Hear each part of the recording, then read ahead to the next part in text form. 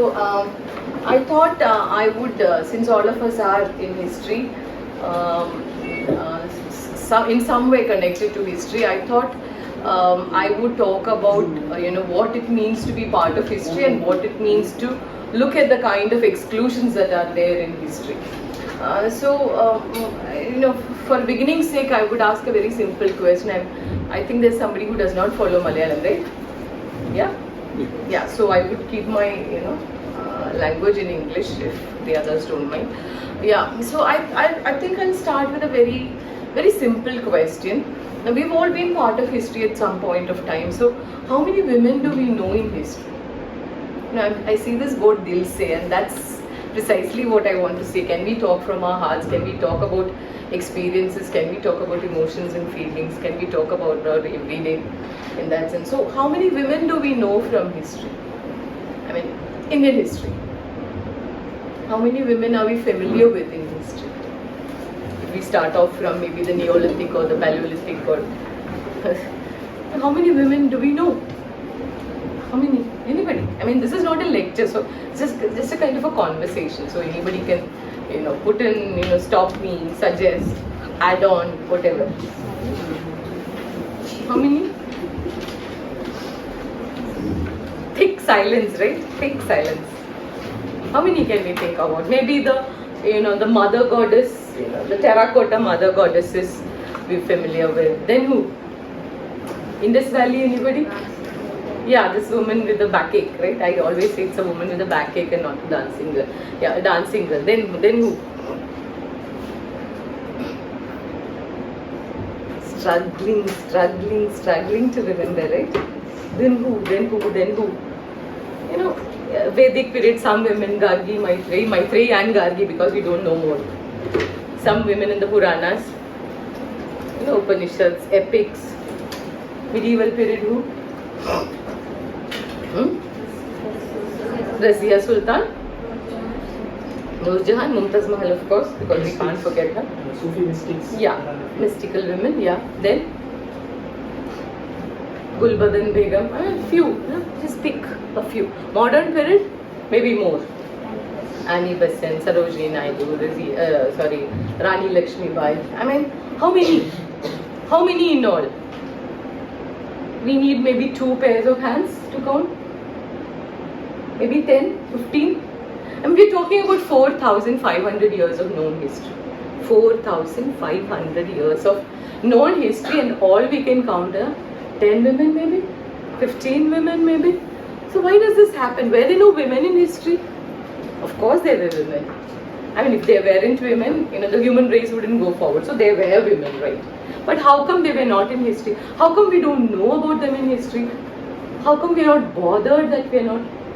So what is history? I ask my students what is history, and they would say it's a record of our past, or it's our past, study of the past. So as a woman myself, where is my past? Where is my past as a woman when I look at the whole of history? So why is this happening? So I think we need to address the problem first, that when I say women, I want to add this caveat here, that when I say women, I also mean, the Dalit, the Adivasi, the queer people, the ethnic minority, whoever have been marginalized. So when I say women, it's women / Dalit / Adivasi / LGBTQI people / ethnic minority / the slave / the serf / the working class, whoever. It's always all the minorities that I have in mind when I say women. So please, get that, straight. Even when I say gender, I'm also talking about all of the kinds of marginalized identities. So if we look a little deeper, I think we need to start with the question that, who is inside history and who is outside history. So if we look, a little more closer, we see that there are more people outside history, so people who have not been able to get in. And why have they not been able to get in? What is history? The simple definition of history is record of the past, right?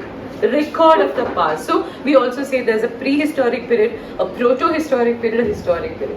Prehistoric period when there was no writing and records. Proto-historic period when there was writing but not deciphered, the Indus Valley. And historic period where there are written records that have been deciphered and we can read.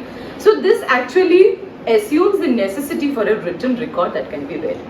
And somebody who has left behind a written record is actually those people who can be included in history. So have women left behind records? We all have royal inscriptions, we have royal proclamations, orders. So did women leave behind records? Women were never in power. So how can you leave behind records? Did the Dalit leave behind records? They didn't leave behind records because they were never in power. So somewhere the very definition of the discipline itself, that it's a record of the past. By the very definition, you have so many people waiting outside. Do you have a record that you have left behind? Very sorry. So please stay outside. As women, as Dalit, as Adivasi, as ethnic minority, whoever, who have not been in power enough for them to leave behind a record. So Uma Chakravarti would say, women who have not been in their own lives, been able to hold any kind of power, how will they actually creep inside, the domain of history? How will they find their way into the domain of history when they have never left behind records? So this is where we start with. We start with the realization that somewhere the definition of the discipline itself, it was not like, oh, we forgot to include women, oh, let's go and try and pick up some women, oh, we forgot, Dalits were, we've forgotten, we'll just go and pick them up. No, it's not like that. It's the definition itself that has not permitted the entry of, several kinds of identities, so that, who are inside, there are more people outside than they are inside. And this is not just a question of history alone, this is a question of all the disciplines. So I thought I will start with the question of the emergence of the disciplines, history, sociology, political science, economics, botany, zoology, all these disciplines that we know of. Disciplines, what is a discipline? A body of knowledge which has a particular focus. What you study in mathematics is not what you study in physics. What you study in economics is not what you study in social. It's a body of knowledge with a specific focus and a specific methodology. Right? You can't do mathematics like you do sociology. You can't do economics like you do botany. Right? So it has a particular methodology. So all these disciplines that we know of, they are where and there from time immemorial. They emerged actually within the 18th century context of Europe. So the spatio-temporal location of all the disciplines is 18th, 19th century Europe. And it's not China, it's not India, it's not Africa, it's not Asia. Despite the fact that there was so much knowledge that was being produced in the Arab land, in China, in India, despite all that, when disciplines emerged, the way we know, sociology, botany, economics, political science, the disciplines as we know them today, they emerge within the specific spatio-temporal location of 18th, 19th century Europe. And this is where I want to start my discussion with. And what is the context of the emergence of these disciplines? And that is also very important. We all know that in Europe, 15th, 16th centuries is the age of scientific revolution. You're with me, right, on this scientific revolution? And everything had to be scientific. Be scientific. Be humanistic. Man is the center, not God. We've pushed out God. Man is the center. Man's intellect is the center. And man's empirical, you see, you touch, you hear, you smell, empirical as you say. So collection of data is empirically and you analyze it through your head, rationally. So science, the method of science was observation, experimentation, verification. Simple, isn't it? Observation, you see something and you experiment it, you do it again and again, you verify and you have a law. Why is it that an object falls? It's a gravity. Why is it that something else happens? There is a law to it. Why is it that a nail sinks and a ship floats? Archimedes' principle. So you have these laws which were formulated on the basis of observation, experimentation, verification and law. And what does a law help you to do? It helps you to predict. Hydrogen and oxygen will be water. If it is Africa, it's water. In Australia, it's water. Yesterday it was water. Today it's water. Tomorrow also it will be water. Despite the fact, irrespective of the fact that whoever is actually doing the experiment. Hydrogen will not say, oh no, I don't want to go with Arun, I will not become water. No, it is not subjective, it's an objective kind of a reality, irrespective of any kinds of prejudice, is what the claim of science is. And I'm putting that is what the claim of science is. So when you had all these disciplines, 15th, 16th, 17th century, the scientific temper, and everybody had to be scientific. Everybody in the sense that all knowledges had to be scientifically produced. So how do you do it? You do it the scientific way of observation, experimentation, verification, formulate laws, everything. And obviously we know that social sciences cannot be brought under this, very strictly, because it's about man's actions, man's behavior, social science, all kinds of social sciences. So you cannot, say that social sciences are typically natural sciences. No, it's not like hydrogen and oxygen. We are all living human beings with different kinds of provocations and different kinds of impulses. But we were constantly asked to be scientific. So history was asked to be scientific. Ranke was, you would never allow anything beyond that. Be scientific, be objective. Not only Ranke in history, sociology, economics, political science, all sociology, all social sciences were also asked to be scientific and objective. Objective, producers of truth. And what kind of truth? The final truths. So you find all these disciplines requiring us, one, to be scientific, two, to produce objective, value-free, neutral, non-judgmental, non-partial kind of knowledges, and also to have a methodology. Just don't write something that you felt in your head, okay? What is your methodology? So, no, I didn't put anything of mine inside. This is my methodology. These are my footnotes and bibliography. Please see, this is nothing of my own interest or disinterest or, not liking or liking. This is my methodology. I've done it very objectively. So, isn't this how we do things? Isn't this how we are asked to produce knowledge? Isn't this how we continuously claim that we are producing knowledge? Isn't it? No, we do objective things. So, the assumption is that any one of us, be it X, Y, Z or A, B, C, D, any one of us, if we can follow that methodology, there is this truth out there, waiting for us. So pick up your methodology, take it in hand, let's all go. All of us are using the same methodology. We go, we see the truth out there, we pick it up, put it on the table. You get my point? If methodology is working like that, it is impartial, it is, no prejudice, impartial, objective, whoever is doing it, if you are following the same methodology, you will arrive at the truth out there. It's out there for you to pick up. Do you have your methodology right? Yes, I have. Do you have your methods right? Yes, I have. So go. This is the way in which the knowledge production has been designed for us. And this is applicable for every discipline. So we are all soldiers of truth. The pursuit of truth is why we are producing knowledge in the first place, right? So we are all soldiers of truth. We are in the pursuit of truth, and we also know how to make that truth. We have our methodology with us. I have read my methodology. My methodology is right. I know what methods that I have to use on the field. I'm all okay, and I'm going out there. Are we all here on the same page? Are you with me on this? So this is the kind of compulsions that were there regarding the disciplines, and we find that by the 19th century, there is another thing that is happening. We are also getting into the modern period by the 19th century. We find that there are institutions that are coming up in all walks of life. Different kinds of institutions. There are hospitals coming up, there are educational institutions coming up, there are factories coming up. So earlier if you wanted to have a knife, an iron knife, you go to the blacksmith. The blacksmith is there, his wife is there, his children is there, they're all sitting together and they're making this knife, and you pick the knife and come back. Now if you want a knife, you have to, get to the shop where the factory is bringing the knives that have been, the knife is now being produced in the factory and they're selling it in some shop out there. The blacksmith is not there anymore. So you have an institution for production, which is a factory. You have an institution for healing. Earlier you might go to the physician, Vaid, or whoever at home, you tell him or her what your illness is, you pick up the medicines and come back. If you have to study, you might go to the ashram. And now if you have to study, you have to come to this institution. So those who are learning comes here, those who are teaching comes here. This is a kind of an institution, objective institution out there. So all kinds of institutions, you have the lunatic asylum, you have the factories, you have the hospitals, you have the education, all kinds of institutions are coming up in modernity. And so it's very neatly placed, you have these institutions, the university, and inside the university you have the departments, sociology here, economics there, history here, English literature here, Malayalam somewhere else. You have the departments, and inside the departments you have the disciplines. And inside the disciplines you have the methodology. So you get my point? Institution, department, discipline, methodology.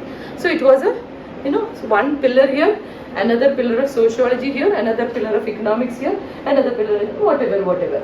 So you had to even physically move from one space to another space to get in touch with another discipline, right? Now we talk about interdisciplinarity and multidisciplinarity, but when the disciplines emerged, they were very concrete compartments. But we all know that we might make a calculation in the morning, we might listen to music in the afternoon, we might read a novel in the evening, we might make some calculation. Our life is holistic, right? It's not that, today I'm only maths. I'm a maths person today. Today I'm only a literature person. No, it's not like that. We have it. So a holistic life like ours was compartmentalized into botany, physics. I fall because of gravity. I get up, make my calculations. I sing a song. I read a novel. I think about my kinship relations. It's in me. Everything is in me. But disciplines actually compartmentalized all these areas into different doors. So if one door you can enter, the economics door, the sociology door, it's all different doors to enter into human life, human social life. So compartmentalized kinds of knowledges, and these knowledges is distinct from each other. So if you are a student of economics, why are you sitting here in this history, a discussion? So please go out. You don't belong here. So please don't come and sit here. So we have very, very distinct kind of compartments that we have been allocated, and you stay there and you produce knowledge through your department, discipline, methodology, whatever. And these are different kinds of compartments. And one more thing to add to that is that these kinds of knowledge production through the methodology, through the discipline, through the department, through the university was seen as the valid kind of knowledge. So if your grandmother will tell you when it's raining thunder, lightning, severe thunder, lightning, if your grandmother will tell you, throw an iron sickle onto the courtyard, an iron sickle into the courtyard, you will say rubbish. We are all scared stiff because of this thunder, lightning, and you have this thing about picking up an iron sickle and throwing it into your courtyard. What rubbish are you saying? Please keep quiet. But then you sit in your physics classroom and your teacher will say iron is a conductor of electricity. So if you put an iron object into the courtyard, the electric current will pass through the, whatever, and we are very happy. But as long as your grandmother told you, and how did your grandmother say that? Because of her lived life experience. She did not go to a physics classroom and learn that iron is a conductor of electricity or whatever. So what I'm saying is that anything that comes out of lived life experiences becomes traditional knowledge, secondary. Now, are you qualified? Does my grandmother have a degree in physics? No, so please shut up. Don't say absurd, so don't say things like that. So as long as it is validated in my physics textbook, I'm happy. So what is legitimate knowledge? Legitimate knowledge, valid knowledge is that knowledge which has been created through these methodology, discipline, department, university. Do you have a degree? So that, so knowledge production itself has become, somewhere hierarchical. What is valid, what is not valid. So somewhere, something that has come up from my lived life and my lived experiences is not valued as much as the kind of knowledge that has been produced within an institutional space through the discipline, through the methodology, whatever. So that is the first point that I have to make. Second point is that, all these disciplines therefore emerge within these questions of power. I want to underline the fact that there is no knowledge that has not been attached to power. So somewhere or the other, there are constant pushes and pulls when we talk about knowledge, that it is somewhere attached to power. And this whole question of exclusion that I started talking about, and there are more people outside than inside, is a question of exclusion, is a question of power. So that question of this linking of knowledge and power has to be taken to heart very, very seriously. So one point is this, the kind of the production of knowledge and the hierarchies of valid and or secondary kind of knowledge. Second point is that we also see that these disciplines emerge within the context of colonialism. We all know colonialism, right?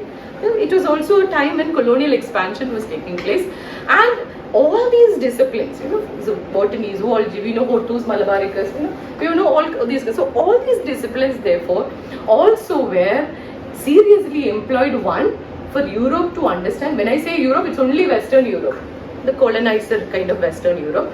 For Europe to understand itself, its history, its past, its production, its kinship relationship, its botany, its zoology, whatever, to understand itself, but also to understand the colonized world. So if you look at a book like Malabar, William Logan's Malabar, it's like a blotting paper. The people, the complexion of the people, the occupation of the people, what their harvest was, whatever was, So everything about that region was actually, absorbed up and shown. There might be mistakes in it, there might be, verifiable mistakes in it, but it was like mapping a place. Now we have the Panchayat resource map and all that. So it was like, so a particular region was actually, so all these writings of colonial administrators were not leisure time activities. We are free, so let me, spend my leisure time writing something. No, these were all, part of the larger colonial agenda of, how you, map up a place so that you know what are its, weaknesses and where are its pushes and pulls, so that control becomes, much more effective. So you had Lord Curzon in 1905 when the Bengal partition happened saying that, knowledge is the furniture of the empire. So knowledge is not simply out there, a leisure time activity. We say knowledge is power. Why don't you gain knowledge? So knowledge is also somewhere legitimizing, holding up whatever structures of power are in place, or even furthering the kind of power that is there in society. So that needs to be understood. So one point is this hierarchy of power. Second point is this, knowledge is also for power, maintaining and reinforcing power. So you come to my third point, which is that, what happens in all these disciplines. I need to also say that all the kind of underlying philosophy of all these disciplines, you must have heard positivism is the underlying philosophy of all these disciplines, and positivism imagines an empirical collection of data. As I said, you see, you touch, you smell, you hear, or whatever. It's an empirical collection of data. You go to the archives, you look at the stone, you look at the inscriptions. It's an empirical collection of data which is actually processed rationally. This is positivism's method, and this is a method that social sciences are also asked to follow. Follow the positivist empirical method. Number one. Number two about positivism is that positivism imagines a whole lot of binaries which are also, they are present in our even in a conceptual domain. I'll give you one binary. One binary is man-woman. Man opposite woman. Haven't we learned that in our grammar classes? Man opposite woman, boy opposite girl, right? We have learned it as binaries, both sides, dichotomy as a binary. Another binary is, the private sphere and the public sphere. Private sphere is the home. The home and whatever happens in the home, and everything outside the home is the public sphere. So you have the man-woman binary, you have the public sphere, private sphere binary, you have the nature-culture binary, nature opposite culture kind of thing, nature-culture binary. There's so many other binaries, the significant, insignificant, the researcher, researched kind of binary. So innumerable binaries. Now if you look at one side of the binary, if I had a chalk, I would have, okay, you're doing it, thank you so much. Okay, so if you look at, if you look at the binaries, only one side of the binary, the public sphere, whatever happens outside the home. Whatever happens inside the home, why should you, have you ever heard about whatever happens inside the home in our history textbooks? We have heard about wars, we have heard about kings, his conquests, his architecture, and nothing inside the home, right? Have you ever encountered any part of history about what is happening inside the home? What is there to write inside the home? Insignificant, right? So if you look closely, it is one side of the binary that has entered knowledge production.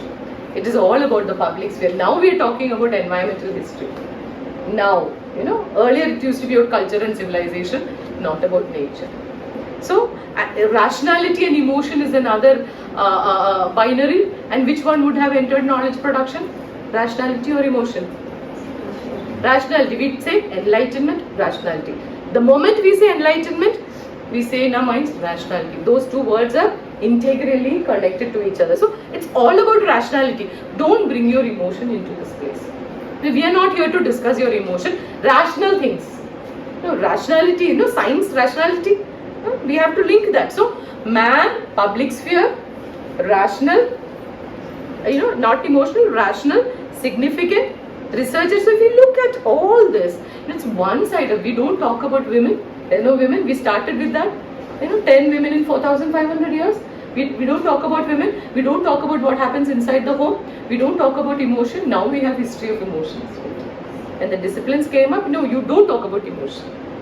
I remember in one Indian History Congress, the presidential address, the written presidential address had said, talked about Gopal Guru. Gopal Guru, Dalit scholar. So Gopal Guru and that presidential address said, we can't take Gopal Guru as such in a historical understanding, because he is talking about the experience of oppression, the Dalit experience of caste oppression. That's a very emotional experience. So if Ambedkar would say, the Mahars had to tie a broom, they had to tie a broom so that when they walked, their footsteps would be cleared by the broom.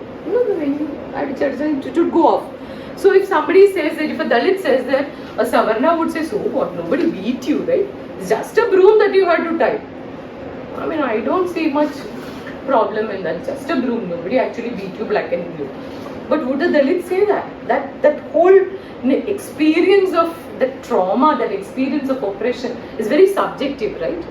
So if Rima Kalingal would say, when I was young, the women don't get the best part of the fish, and they only get the head of the fish, somebody would say, what silly things you pick up to talk about patriarchy, it's just a fish, right?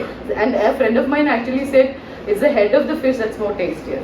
So you can actually poo it and say, what's so great about this fish and the head of the fish and whatever. So, but Rima was not talking about the fish when she said the fish, right? It's that intense expression of discrimination because of your gender. It's not just the fish. It's a very subjective kind of.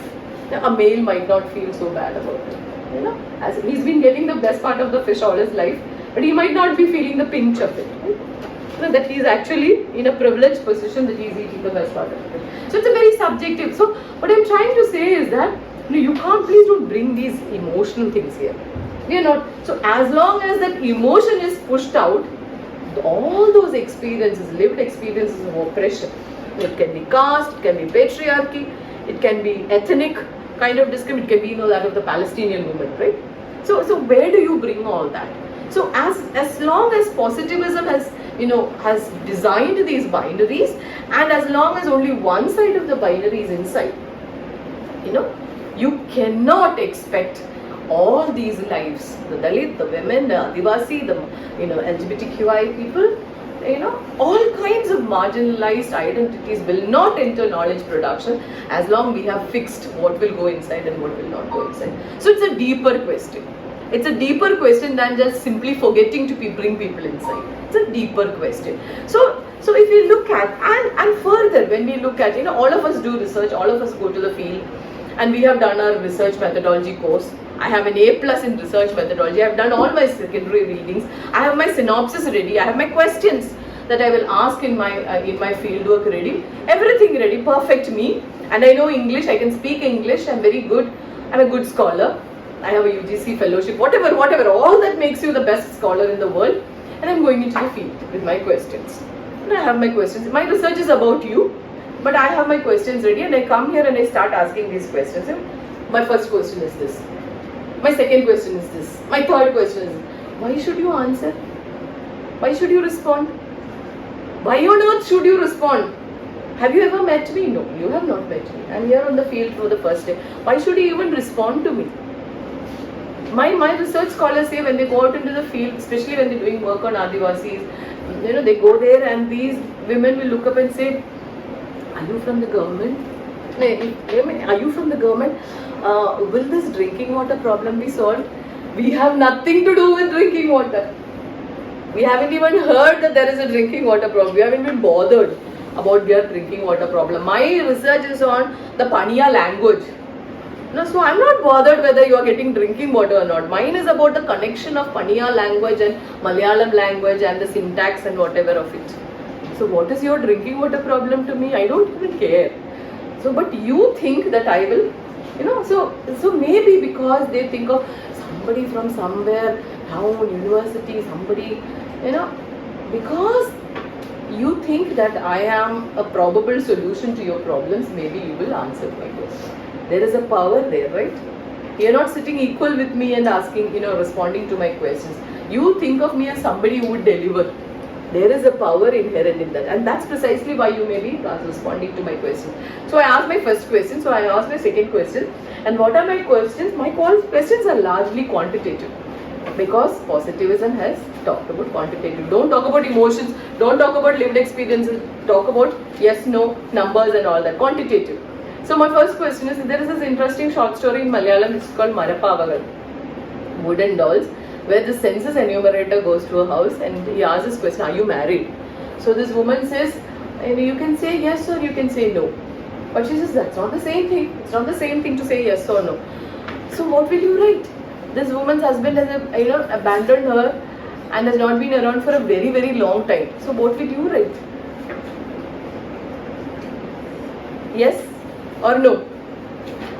What can you write? My question. What will you write? Thick silence. What will you write? Yes or no? Can't write both, right? If you say yes, there's a problem. If you say no, there's a problem. But I have one column, the yes-no column that I have already prepared because I am an expert. I have prepared my yes-no column. Another question, how many children do you have? I had 4, but one died in COVID. 4 or 5, 4 or 3.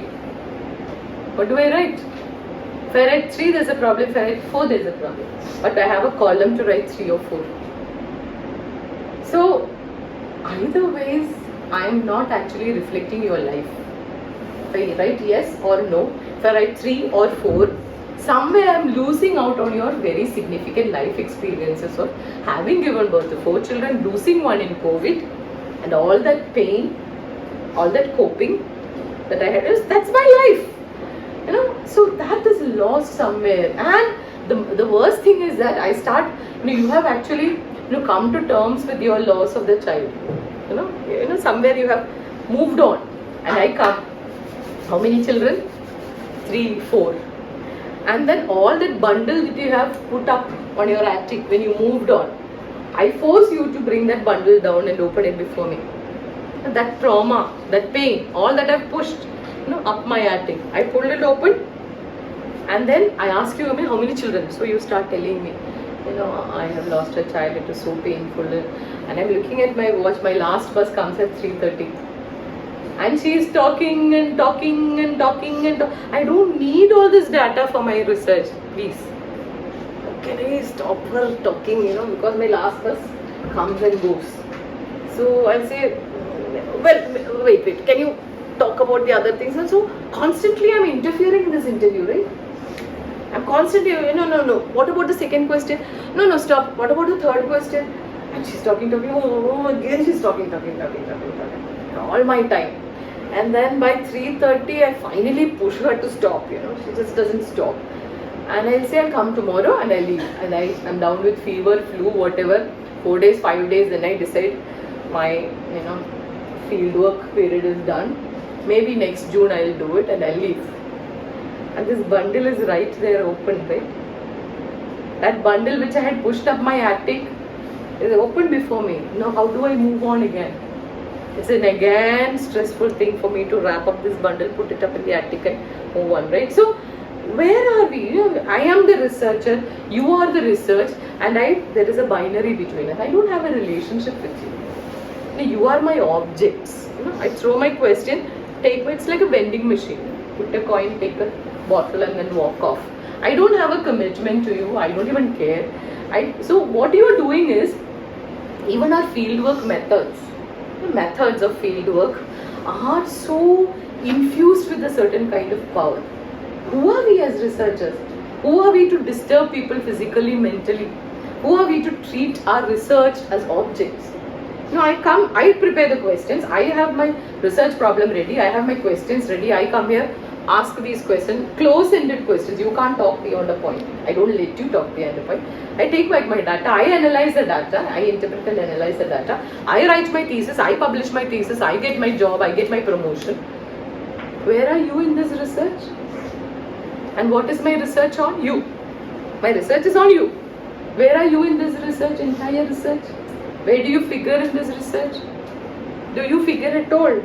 Maybe in those little close-ended responses that you have given me. Beyond that point, you are not even there in my research. But my research is on you.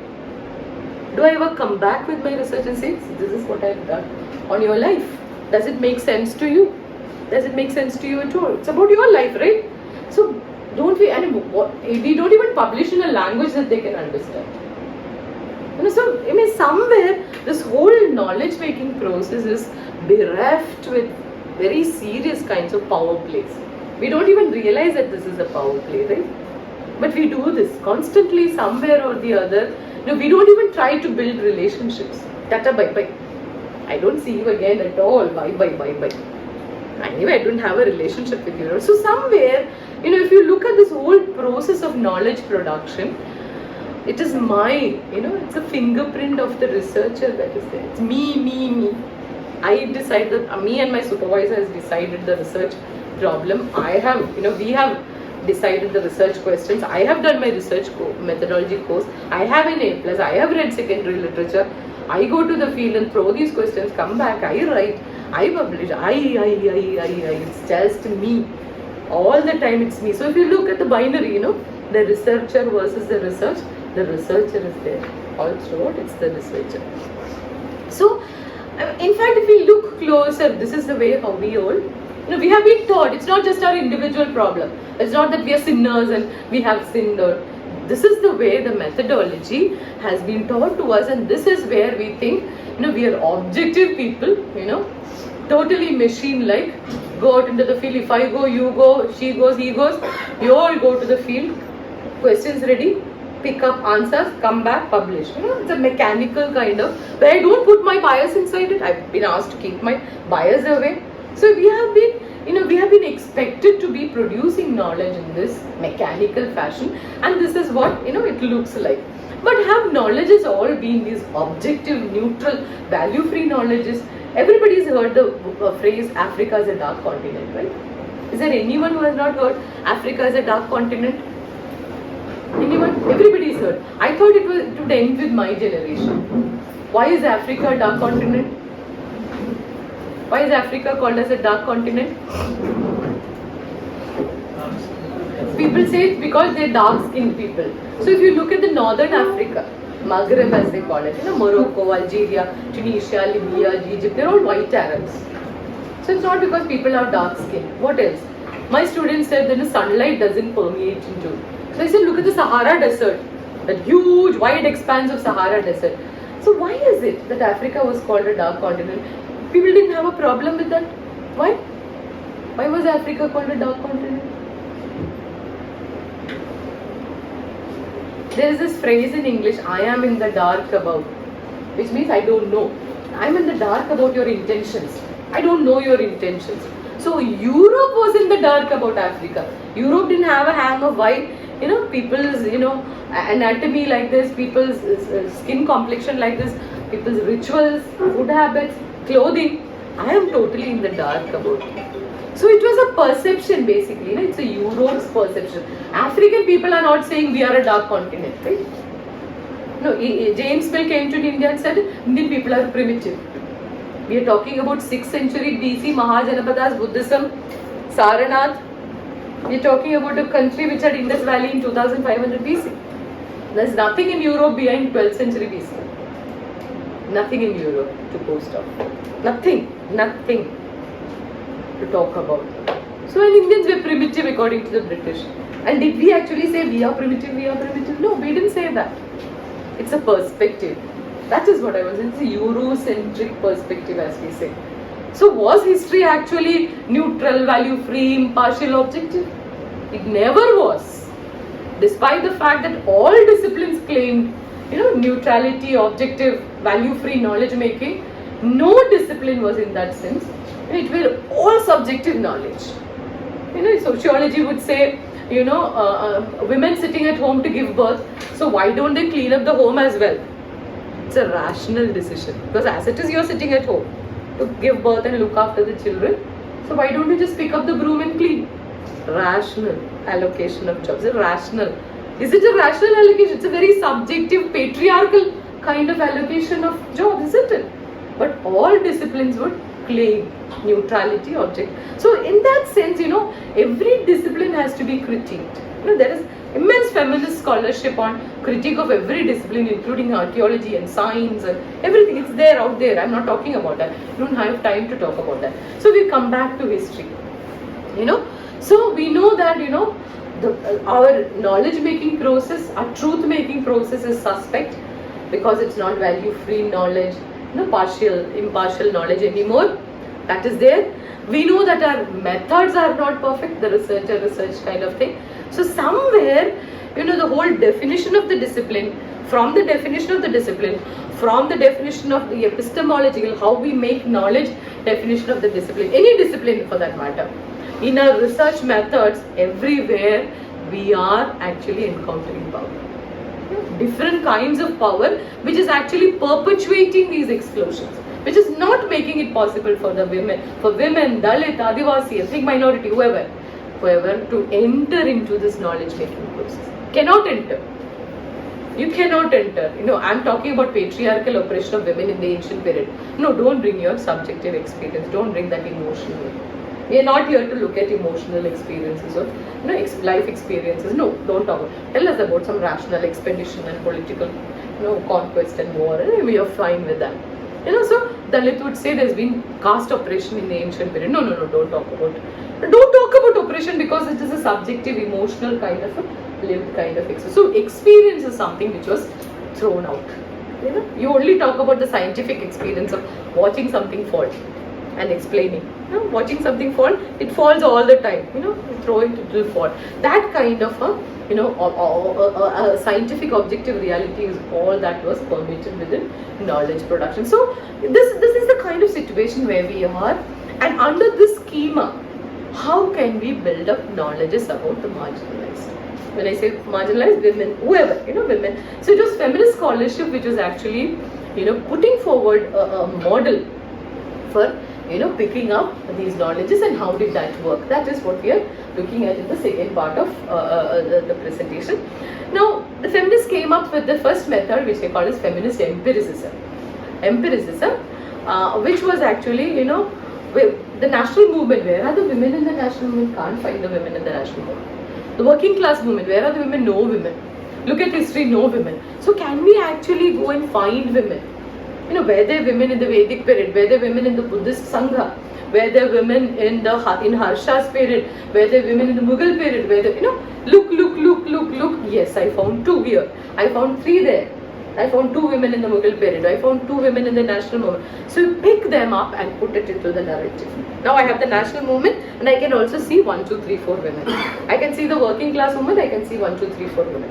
Same applies for Dalit, Adivasi, whatever. So you had this method of picking people out from somewhere, and putting them into the narrative. So those who were invisible became visible. You can see, at least you can see a few people. Now you have a visibility for, and it was very radical. In that sense, it was very radical because now you can actually, it's not complete absence. Now you can see at least a few people, at least a few Dalit or Adivasi or women there. And so it was very radical. But the problem was that you still didn't question why they were not there in the first place.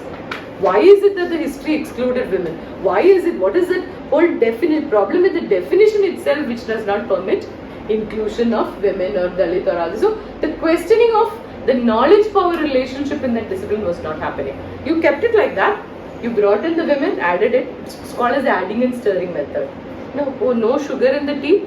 Just let's put some sugar and stir. No women to see in the national movement. Let's pick up 4 women. Yes. And stir. The adding and stirring method, which did not actually question the knowledge power. Why is it that they were outside? It's just because, the definition didn't allow, the methods didn't allow, the whole positivist binaries did not allow. So we're not questioning all that when we are looking at feminist empiricism. So one had to really go beyond feminist empiricism and look at another, kind of methodology which is called as a standpoint methodology. Now with standpoint methodology, we are starting at from the point of the research. Now if you are before me, I came up with my questions, remember? I prepared the questions, I came up with my questions and I asked you my questions and you briefly, I stopped you before you, went ahead with your narratives. Beyond that, can we start our research? Instead of, preparing everything, I go to the field and then I redesign. A friend of mine who had done her PhD in Tata Institute, Mumbai, she actually goes to Wayanad to talk about Paniya, the two, Paniya and Kurichya, two extreme, in terms of wealth and all that. So she looks at the two communities and she wanted to look at the question of development. Development in an Adivasi region. What happens when you look at development questions?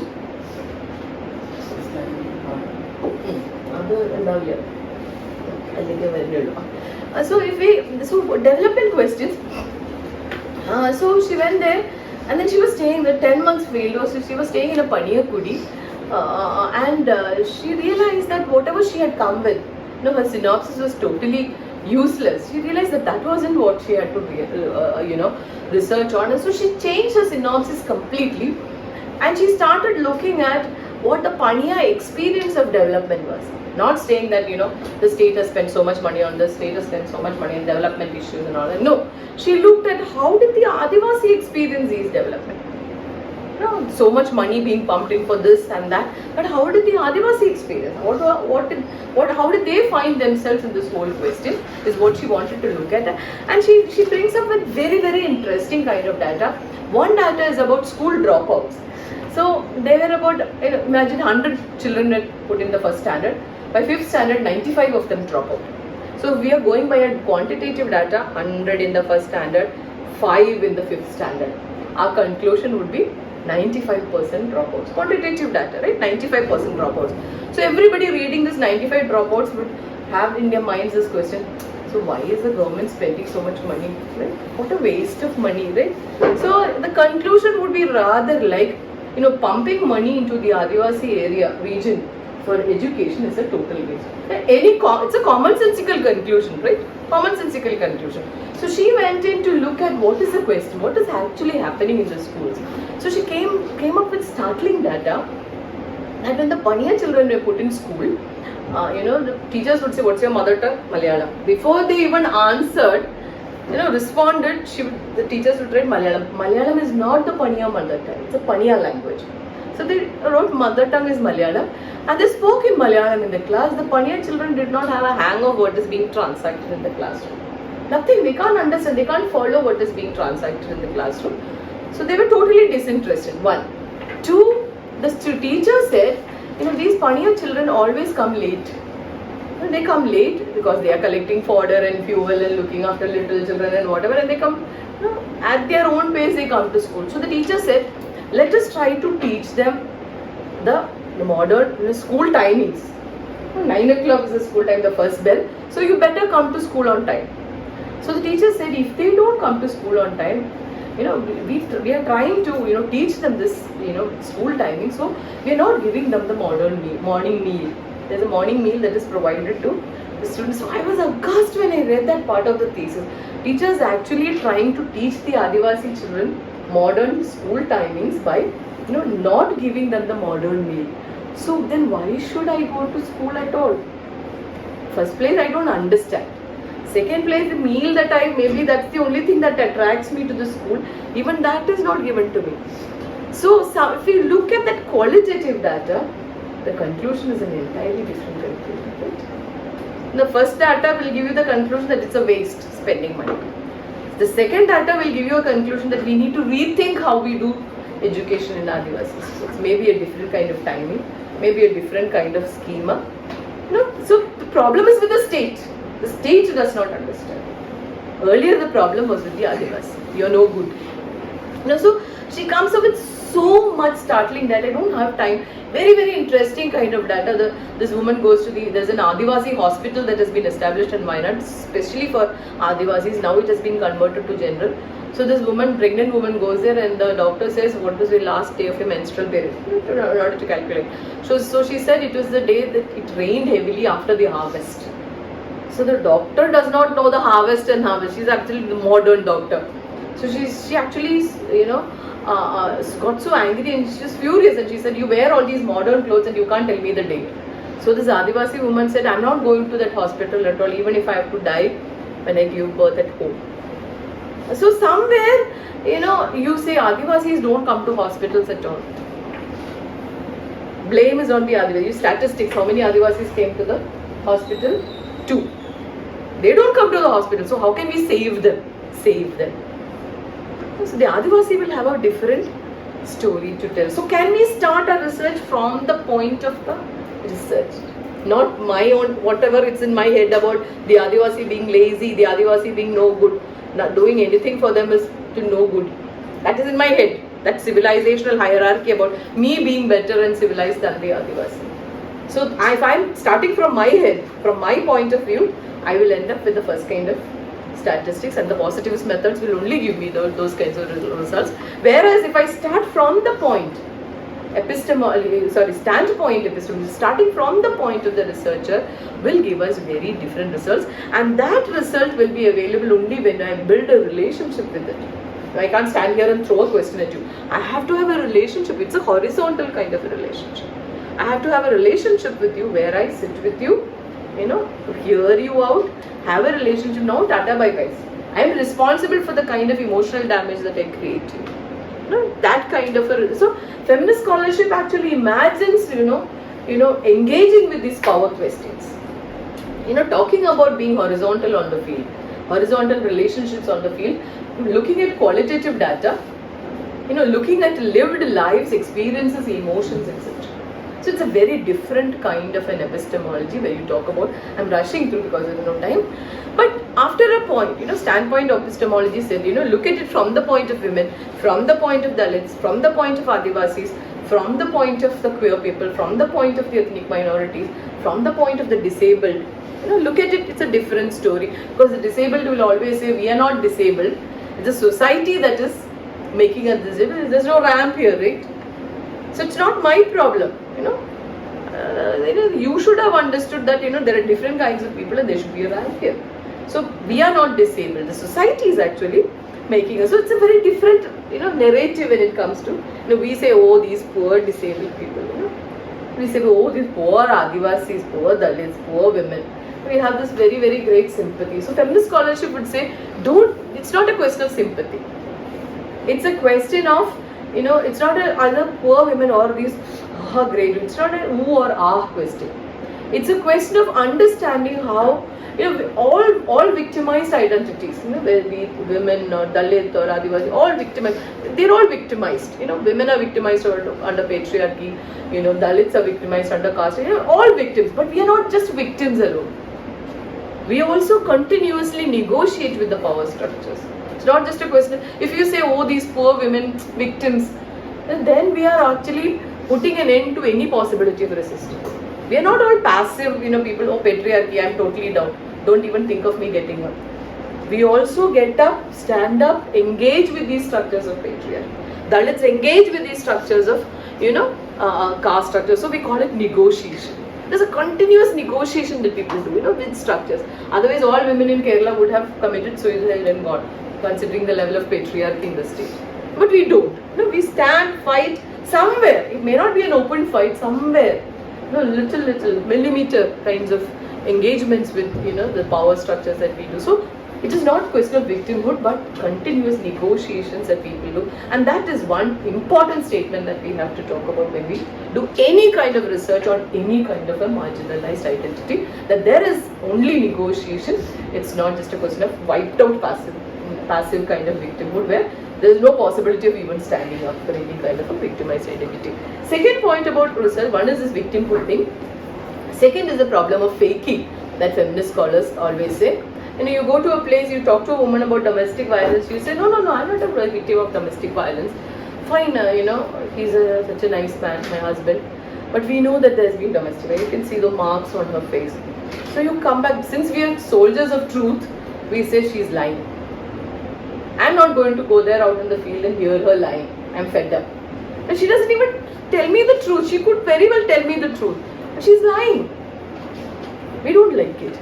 You go to a Dalit who is an IAS collector and you ask him about his food habits for generations, and his generations, 2 generations back, used to eat rats.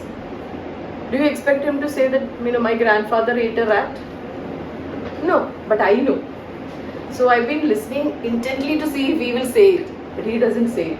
I come back saying, he didn't tell me the truth. He's still lying. He's holding the truth from me. And I really don't like it because I am a soldier of truth. So there is this faking, what we call this problem of faking, which researchers have to acknowledge, because This faking is a mechanism where people negotiate. That's my way of survival when I say, no, he didn't beat me.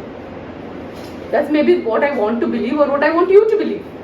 It's a question of my pride or my question of my survival or whatever.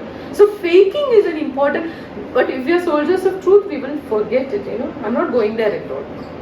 So problem of faking is there. We are moving away from the objectivity, if you have noticed.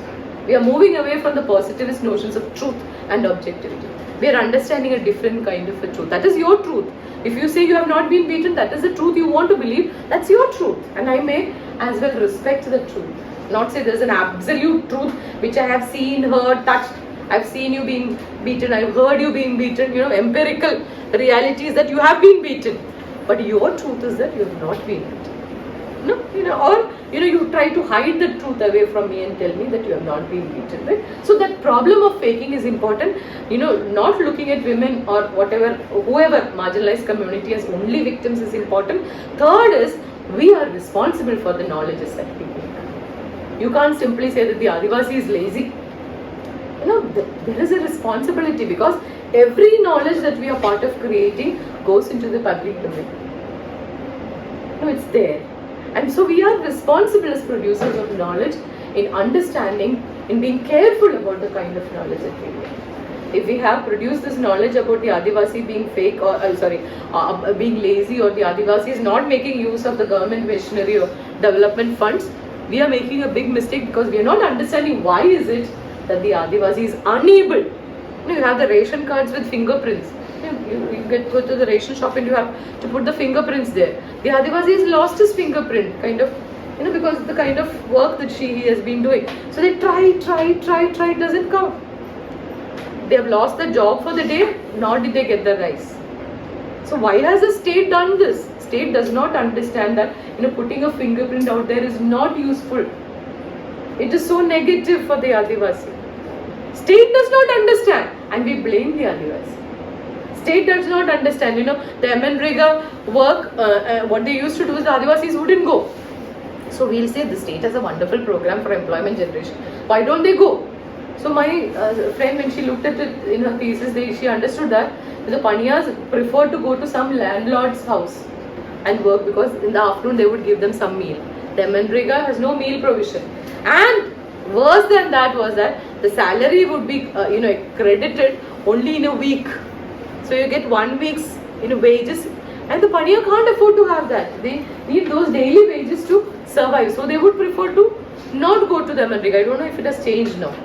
But we say the Adivasi is so lazy that does not even make use of the MNREGA program. We don't blame the state. We need to look at what the problem of the state is. So we are looking at it from the point of the Adivasis. We understand that the state is to blame because state does not understand the experiences and lived experience of the Adivasis. So that lived experience has to enter into knowledge production. How is it that we experience? The capital punishment for rape, is it going to help? It's not going to help. Because it's the last thing that will happen. We can't kill everybody on earth to stop rape, right? So it doesn't work at all. But we say capital punishment for it. So we have to look at it from the point of whoever we are studying, and that's very important. So when we look at, final part is how we look at it from women's history. So how do we pick up women's history? These are the issues. And one more point I forgot to add. When we look at it from the standpoint of epistemology, it's just women, Dalit, whoever. But we have to move beyond this standpoint and say, it's not just women. There are Savarna women, there are Dalit women, there are lesbian women, there are ethnic minority women, there is the Palestinian woman. So there are different layers of different kinds of oppression even within the label of woman. I might be a woman suffering from patriarchy, but I am also Savarna. I am also UGC, whatever. There is another woman who is suffering from patriarchy, yes, but also from caste. Also from the fact that she is working class. So there are interlocking matrices of oppression. Class, caste, patriarchy, gender, sexual orientation, disability, age. So that is where we talk about intersectional. We can't just say woman. What woman? What layers are there? So that intersectional point is also talked about feminist empiricism, standpoint methodology and intersectional approaches to study any kind of identity. Dalit, when I say women, it's also women, Dalit, Adivasi, etc. So now how do we get into women's history? Now as we know, there are no women. There are no women. Now how do we pick up women? One is that, obviously we have to have sources. What are your sources? What are your sources? So the subaltern studies would say that there are no sources to study about subalterns. So there is one, one possibility in looking at, records of anti-insurgency. Subaltern studies will say. Then the anti-insurgency, rebellions and revolts and, protests. So the police picked up 5 Dalits. The police picked up 5 Adivasis. Police picked up 6 women. Maybe in the official records which are tangentially referring to women or Dalits. So anti-insurgency records, and subaltern studies would say memory. So memory is actually an anti-historical device. Why is memory an anti? It's not part of history as Ranke would have it. Memory is subjective, isn't it? Very subjective. How I remember my past, I might add to it, I might subtract to it. No, my grandfather did not eat rats. It's a subtraction from what actually happened. So memory is very subjective. Memory has a negotiation aspect to it. So memory is one aspect where we can pick up, the subaltern, women, Dalit, whoever. But it is an anti-historical device. So subaltern scholars never call themselves subaltern historians. They said subaltern scholars, subaltern studies. They never said subaltern histories, because historians, Ranke would get up from his grave and say, go away, go away. Shoo. You're not allowed into this place because you are bringing up this anti-historical subjective device or data, which is memory. So one is, pick up, anti-insurgency records, pick up, memory is one source. Another source is to reread the old sources. For example, Arthashastra, Uma Chakravarti read the Arthashastra. We all know Arthashastra as a political text. Uma Chakravarti read it differently. She looked at Arthashastra and she found out that Arthashastra actually talks about very strict controls on female sexuality. You all know that. You must have read Uma Chakravarti, all of you. So, a woman having a relationship with a man other than her husband has to be tonsured, tonsured, put out onto the marketplace for the dogs to bite. Arthashastra for you, Manusmriti. They all talk about this. Why? Because once the caste order has come into place, once the caste order has come to place, how will you maintain the caste order? The only one way of maintaining the caste order is to control female sexuality. If the Brahmin woman gives birth to a Shudra child, that's the end of the caste system. That is the end of the caste system, right? So the one and only way of maintaining the caste system is to control female sexuality. We never looked at caste system that way, right? We never looked at caste system that way. So she looked into the Arthashastra, Manusmriti, all these texts which were written at the time when caste was put in place. Caste was being, the Varna divided territorial state. 16 Janapadas, Magadha, Pataliputra, all that was coming into place, and this was precisely the time when, sexuality of women was being controlled. And you can see that in every text, the Smriti literature, the Sutra literature, Arthashastra, you can see it even in the Buddhist Jataka literature. Continuously that can be seen, and Uma looked at, and it's very interesting, there are very, very, minute kind of descriptions, such as if a woman stirs out of her house in the evening, 6 panas fine. If a woman engages in sport and gambling or in drinking, the husband can actually beat her with a thin bamboo. All those very much detail. The kind of punishments for each and every kind of act of defiance is there. So what do we conclude? These poor women in ancient India. Is that what we conclude? Obviously that is the conclusion, right? If they did this, there was a punishment. If they did that, there was a punishment. If they looked this side, there was a punishment. If they looked this side, there was a punishment. These poor women, right? That is the very obvious kind of conclusion that we will have. But what did Uma say? I said, no victims. We don't say, these poor women. Uma Chakravarti said, all these punishments were actually proof of what? Proof that women were actually breaking rules, right?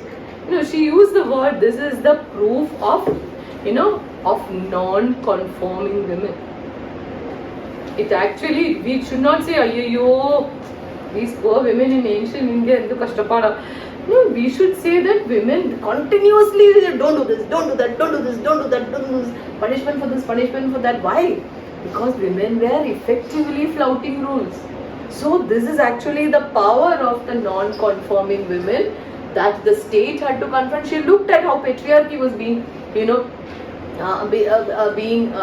enforced in ancient Indians. Brahmanical patriarchy in early India article by Uma Chakravarti. She said, in the first instance, women themselves controlled. The Pativrata Dharma, she said, she calls it as the master stroke of Aryan genius. What is this Pativrata Dharma? No policeman needed. I don't need to put a parda like this.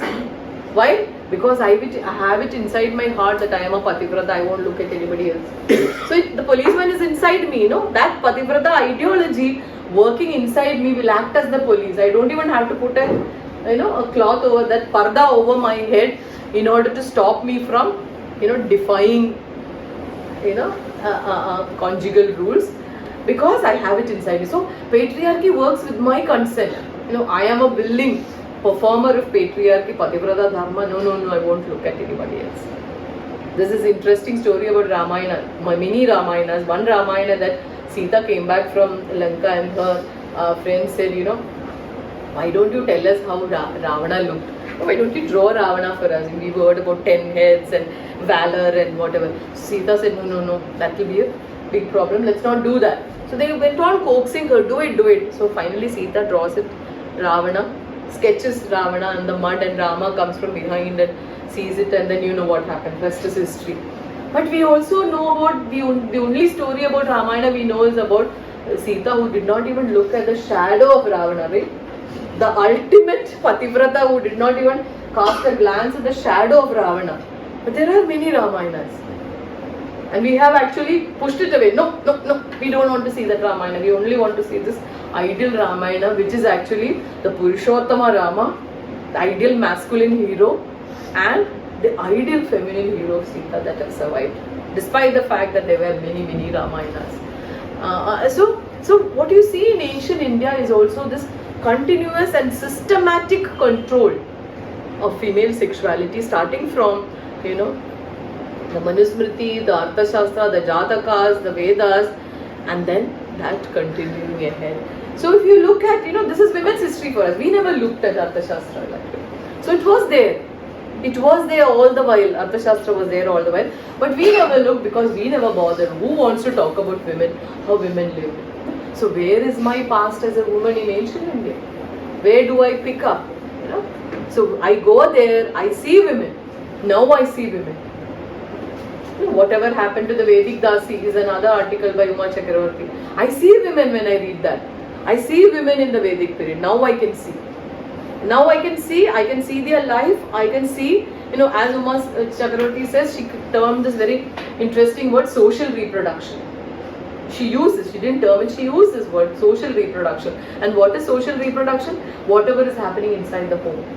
Reproduction we know, biological reproduction. Social reproduction is all those activities that are done to keep the home as such. Cooking and cleaning and looking after the older people and younger people, so that the home remains as the home even tomorrow. All those activities. Do we talk about that in history? Who cares? Public sphere, private sphere? Only the public sphere. Right? Now we have to talk about all those activities that women do in the home, primarily women do in the home. Now we are entering into the private sphere. So if you look at the Therigatha poem, 6th century BC, interesting work. Women writing in India, 2 volumes published, and there are these interesting poems by the women in the Buddhist Sangha. Theri are the Buddhist sannyasinis, and such interesting stuff. And some sannyasis would say, so good to come and sit here now. I mean, all that domestic work we don't have to do, because now I am a sannyasini, bhikkhuni in the Sangha. So good to be relieved of my... So even, getting into a Buddhist Sangha was a way in which women were negotiating. Negotiating with that power structure and saying, I'm fed up of domestic life. And we all would have some aunt or some grandmother in our own families who would be saying that. Historian KK Kurupu once told me his mother would, on some days say, I'm not cooking. That's it. The whole family went had to starve that day because this woman one day would get up and say, I'm not cooking today. So we might have those kinds of women in our families too, would, put down their foot and say, I'm not ready. That's it. I mean, today, don't even expect me to cook. So these were the 6th century BC theory. Women saying that, coming to the bhikkhuni role has been so liberating because we do not, don't need to have, struggle in that domestic life out there. So, you just pick up that book and read. It's so interesting. So, we are looking at women now. Now we are seeing women, right? 6th century women we are seeing. We are seeing women in the Vedic period. So continuously we need to maybe reread the older texts. Now, not even look at new sources. Rereading old texts will also help us locate women in certain periods. Another source is, look at new kinds of sources like photographs. Photographs are interesting. Lullabies are interesting. A friend once told me that there is a lullaby. She's from Bihar, and so she said there is a lullaby in interior Bihar about the train. The song is that, oh train, you are very wicked because you take my husband away from me and leave me in loneliness. This you won't find in any music channel or even YouTube. But what is this? This is about migrant labor, right? All those migrant laborers who are coming to Kerala and elsewhere, the women are left behind to look after the homes. So there is this question about the train. It's a story, the song about the train. But that song actually reflects a kind of, experience of looking after the home, the whole question of migration. So can't we write migration histories like this? No, we don't.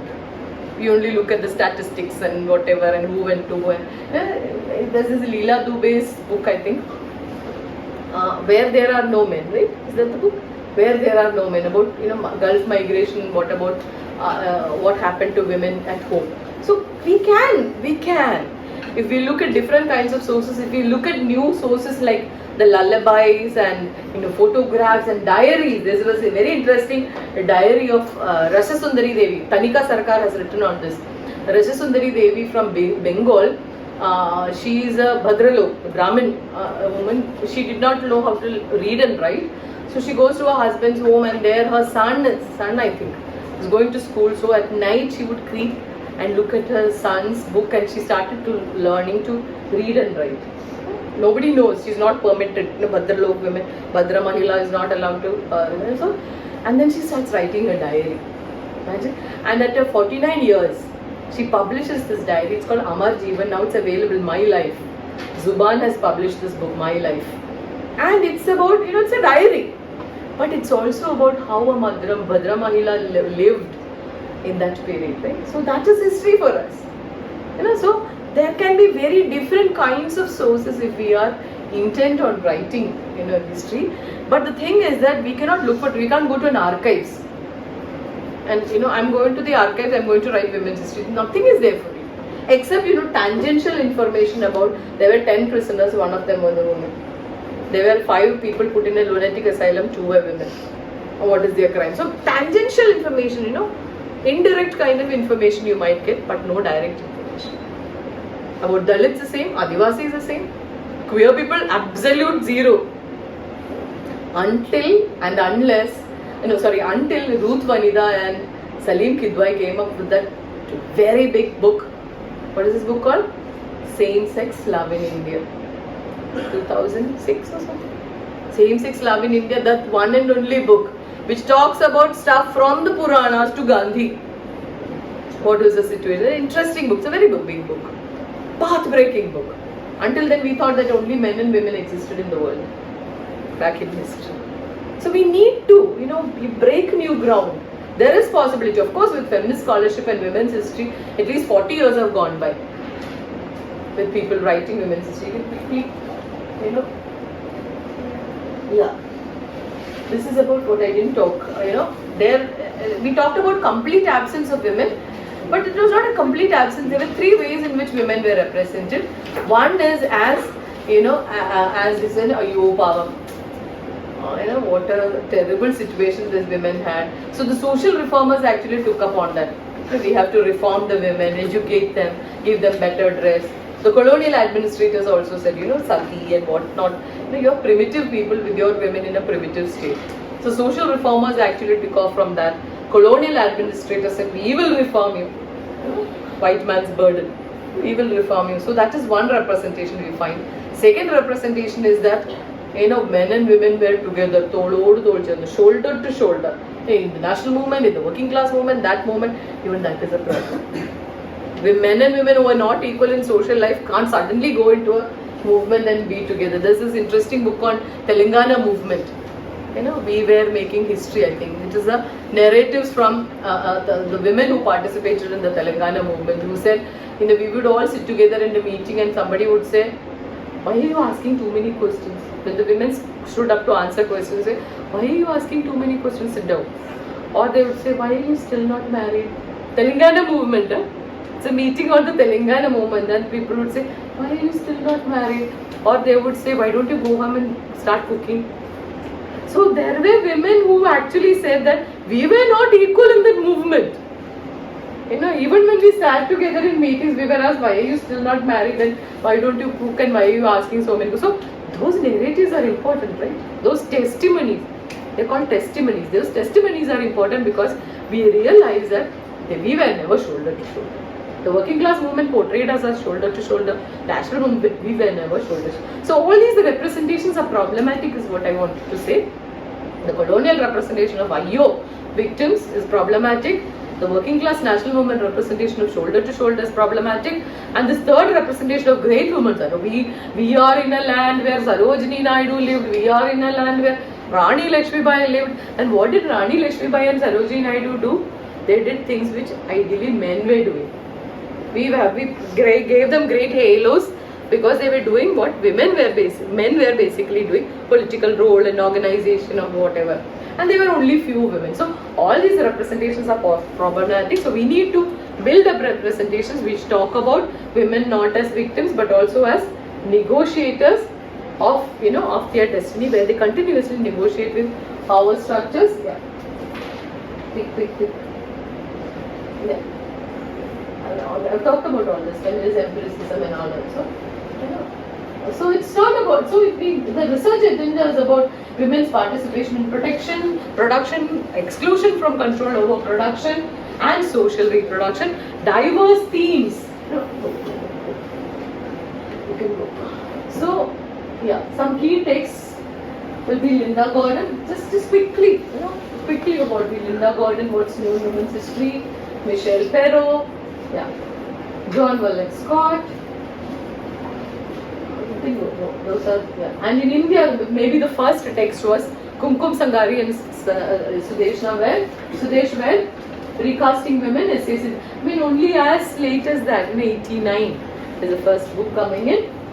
That's the content. Then you have From the Seams of History, essays on Indian women. Those are the contents. Kumkum Roy, women in early Indian societies. Kumkum Roy, Power of Gender and Gender of Power. Jaya Tyagi on, this is an extremely interesting book on Puranic tradition. Then you have Uma Chakravarti, all her articles, maybe the first time came out as a book. And if you look at the title of the Uma's book. If you look at the title, Everyday Lives, Everyday Histories, Beyond the Kings and Brahmanas. We are fed up. Kings, Brahmanas. Let us move away. Let us look at the ordinary women, everyday lives, everyday histories, beyond the kings and Brahmanas. Even the title is so suggestive, right? Of where she wants to pitch her discourse. Thinking Gender, Doing Gender. This is about medieval period. This is the book I talked about, Same-Sex Love in India. It's 2000. Salim Kidoy and Ruth Vanida. In Kerala, you have Meera Velayudhan, Shardamani. Only a few I picked up. Arunima, J. Devika.